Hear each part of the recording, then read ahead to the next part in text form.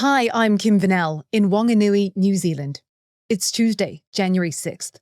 Today, Maduro pleads not guilty to drug charges, telling a court he was kidnapped. The US defends its Venezuela action at the UN as China accuses Washington of acting like a world judge. And Tim Walz withdraws his bid for a third term in Minnesota. This is Reuters World News, bringing you everything you need to know from the front lines in 10 minutes, 7 days a week.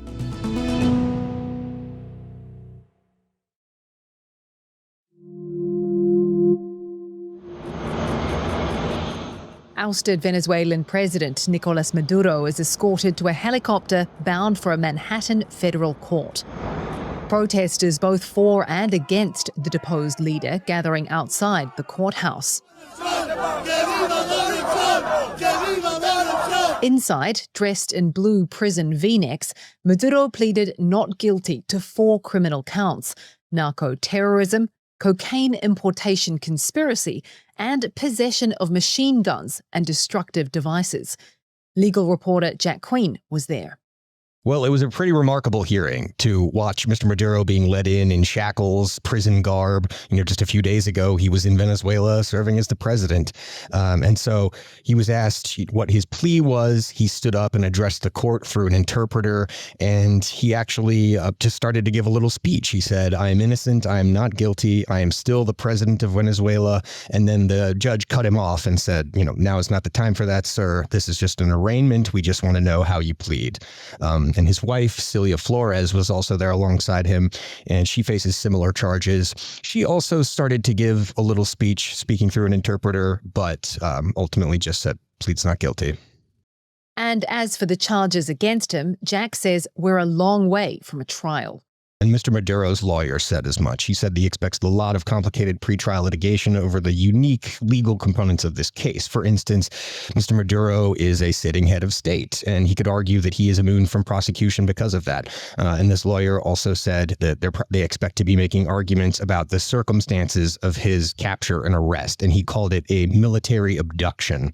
So there's a lot of that type of stuff to work out. I would say probably at least a year till we get to trial. I don't think Mr. Maduro is necessarily in a hurry. Rodriguez Gomez.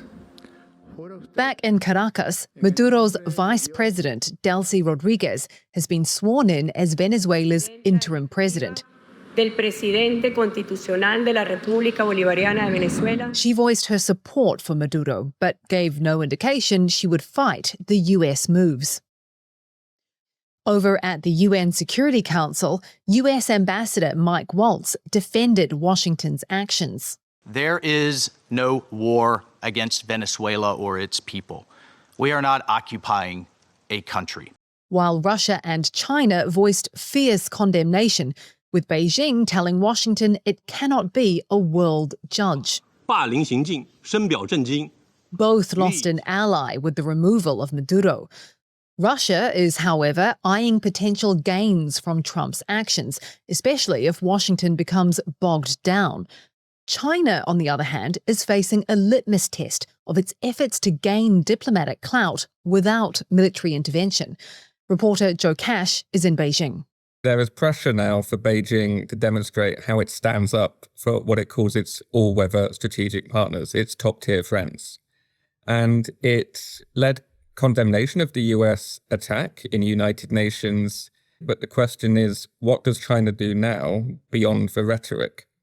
I was just speaking to a Chinese academic here who said there is pressure now on Beijing to show that President Xi Jinping's Global Security Initiative, his Belt and Road Initiative, membership of that means something.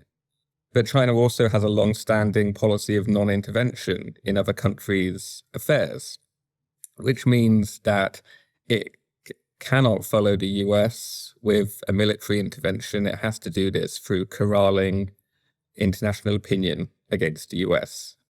Joe also says this doesn't change China's calculations when it comes to Taiwan. The message from China is clear. This is very different.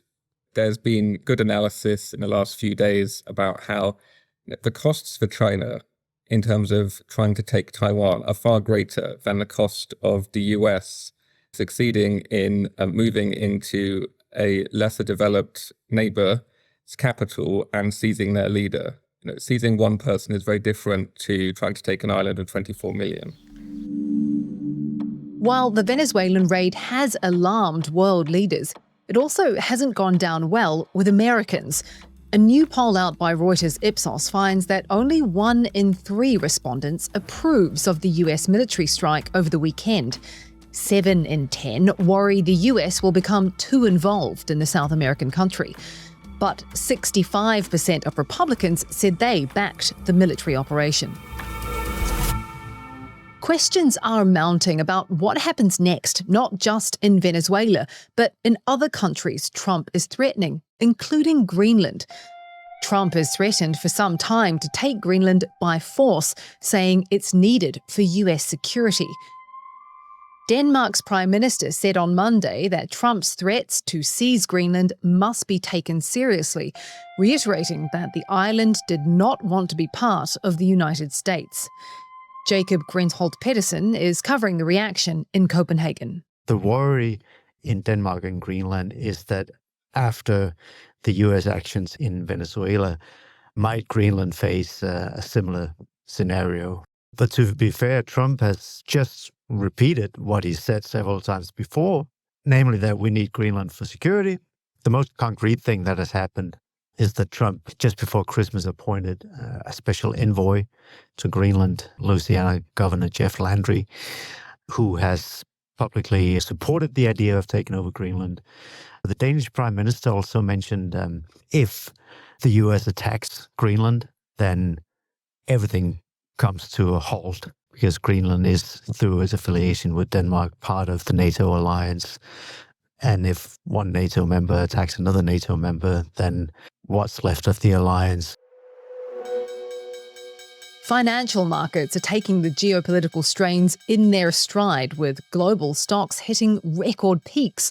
In fact, someone over on prediction website Polymarket made $400,000 betting on Maduro's capture. Here's Amanda Cooper from our sister Markets podcast Morning Bid with more.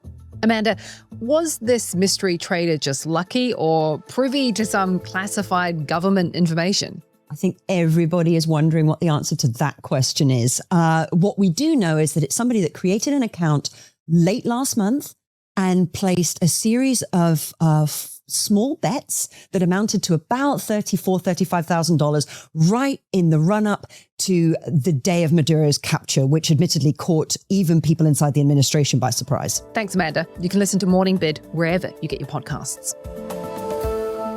To other news now. And Minnesota governor and former Democratic vice presidential candidate Tim Walz says he's suspending his bid for a third term as Minnesota's governor.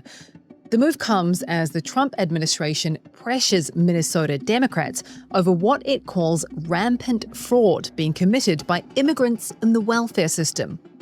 The controversy dates back to 2020, when nonprofit groups that administer state social service programs fraudulently took federal funds meant to fund childcare initiatives during the pandemic. The US has revised its childhood immunization schedule to recommend 4 fewer vaccines. It's another huge policy shift that advances Health Secretary Robert F. Kennedy Jr.'s long-standing vaccine skepticism. The CDC has removed rotavirus, influenza, meningococcal disease, and hepatitis A from routine recommendations. It's now down to shared decision-making between parents and doctors.